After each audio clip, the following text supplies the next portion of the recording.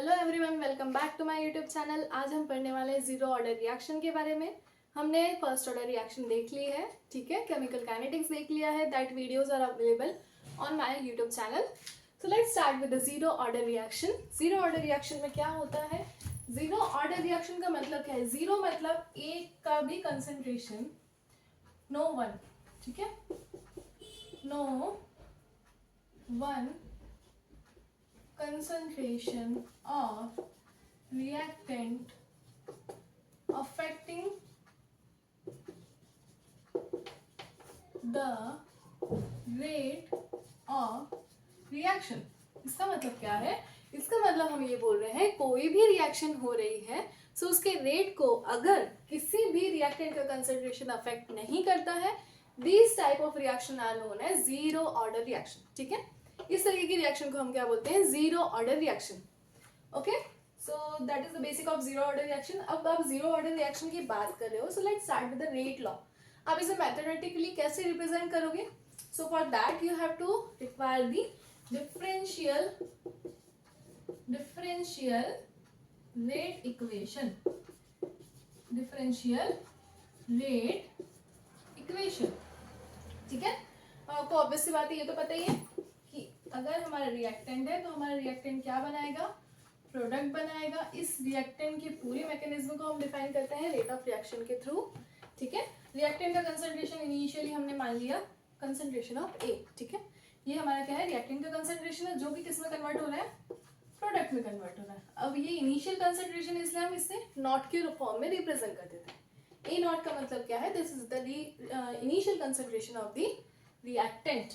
Okay, so let's start with the differential rate equation. Differential rate equation मतलब अगर आप A के concentration को या रिएक्टेंट की कंसंट्रेशन को, ये तो हमें फॉर्मूला पता है ना, को डिनोट करते हो, ठीक है, डिफरेंशियल फॉर्म में, सो उसे हम क्या बोल रहे हैं? डिफरेंशियल रेट इक्वेशन बोल रहे हैं। This term is equal to the K, okay, K concentration of A। इसके कंसंट्रेशन के ए के कंसंट्रेशन के इक्वल होती है। ये हमारी होती है डिफरेंशियल रेट इक्वेशन। इस इक्वेशन के बेसिस पर ही हम जीरो ऑर्डर रिएक्शन और first order reaction, second order reaction सबको आइडेंटिफाई करते हैं। Okay, so let's start with it. ये dt इधर चला जाएगा तो क्या बचेगा? Da, कंसंट्रेशन ऑफ Da, ठीक है। अब ये देखो कि ए नॉट इनिशियल कंसंट्रेशन तो जितना था उतना ही है ना, ठीक है। इसके कंसंट्रेशन से क्या रेट अफेक्ट हो रही है? क्या हमने जीरो ऑर्डर की बात करी, मतलब ए की कंसंट्रेशन से कोई रेट अफेक्ट नहीं हो रही है। हम सिंपली क्या लिख सकते हैं इसे? सॉरी, के डॉट डी टी, ये हो जाएगा, ठीक है। अब आप इसे डिफरेंशिएट कर दो। सो डिफरेंशिएट करने में आपको क्या मिल जाएगा? ये ए से, ए नॉट से लेकर ए तक हमारी वैल्यूज जा रही है। So upper limit minus lower limit, ये हमने डिफरेंशियल लॉ पढ़ा है ना। और dt का टाइम चेंज हो रहा है, टाइम t जीरो से t equals to t time तक जाना है, मतलब k dot upper limit minus lower limit. So now what you will get from this equation? ये इक्वेशन कैसे हो जाएगी? a माइनस ए नॉट का कंसंट्रेशन, ठीक है, equals to D k dot t, ठीक है। अब इसे ऐसे और लिख सकते हो, ऐसे ही रहने दो। ये माइनस की टर्म उधर जाएगी तो प्लस की हो जाएगी, के T plus initial concentration of the reactant. Okay, so this is the what? This is what? Zero order differential rate equation. ठीक है, ये हमारी क्या हो गई है? Zero order differential rate equation हमारी हो गई है। अगर आपको रेट डिफाइन करना है जीरो ऑर्डर रिएक्शन का, then you can define the rate through this equation, ठीक है। इस इक्वेशन के बेसिस पर आप डिफाइन कर सकते हो। प्लस अगर आपको रेट इक्वेशन पता चल गई है तो आप क्या कर सकते हो? हाफ लाइफ पीरियड भी निकाल सकते हो। बहुत इजी है। Now how to calculate the half life period? Half life मतलब हमें पता है, हाफ लाइफ का मतलब क्या होता है? जब रिएक्शन आधी कंप्लीट होती है। क्या मतलब होता है? जब रिएक्शन आधी कंप्लीट होती है, और ऑब्वियसली बात है आधी कंप्लीट होगी तो कंसंट्रेशन कितना हो जाएगा रिएक्टेंट का? आधा, क्योंकि आधी रिएक्शन कंप्लीट हुई मतलब प्रोडक्ट भी आधा ही बना है और प्रोडक्ट आधा बना है, मतलब आधे ही रिएक्टेंट का यूज हुआ है ना। और प्लस टाइम भी हमारा कितना हो जाएगा? टी हाफ हो जाएगा, ठीक है। So what we have to change? हमें क्या चेंज करना है?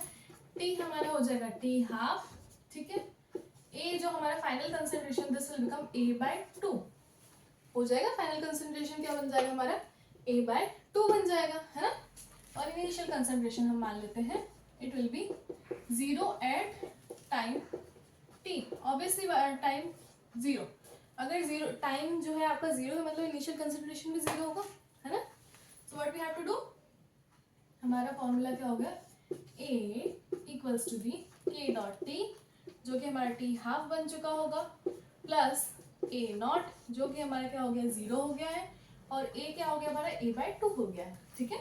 This will be A/2 equals to K dot T half. अब हमें क्या चाहिए, half life period, this is the half life period. T half का मतलब क्या है, हाफ लाइफ पीरियड मतलब जब रिएक्शन जो है आधी कंप्लीट हो चुकी है, ठीक है।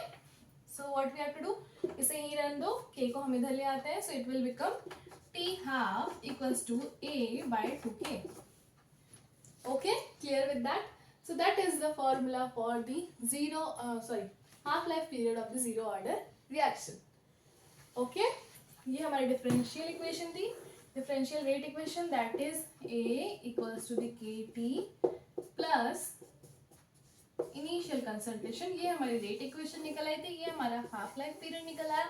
अब आपको क्वेश्चन कैसे आते हैं एग्जाम में, आपको जनरली क्या पूछा जाएगा, आपको जैसे सपोज आपको इनिशियल कंसंट्रेशन दे दिया, फाइनल कंसंट्रेशन दे दिया और टाइम दे दिया है, ओके, टाइम दे दिया है, अब आपको बोला है कि आपको हाफ लाइफ पीरियड निकालना है। अब आपको इक्वेशन तो इसके अकॉर्डिंग सेट करनी पड़ेगी, आपको पहले के निकालना पड़ेगा, जैसे ही आपका के आ जाएगा आप के की वैल्यू यहाँ पुट कर दोगे, इनिशियल कंसंट्रेशन फाइनल कंसंट्रेशन आपको दिया ही हुआ है वो आप यहाँ पुट कर दोगे, इस फॉर्मूले से कैलकुलेट करोगे तो आपका टी हाफ निकल आएगा। Okay, so that is the type of questions that are asked from zero order reaction, ठीक है। zero order reaction से आपसे ऐसे ही क्वेश्चन पूछे जाते हैं। I hope you understand the video, the zero order reaction as well as the half life period for the zero order reaction. Okay, so please for more videos stay tuned with my channel. Thank you so much. Please like, share and subscribe my channel, and don't forget to comment on which topic you want my another video.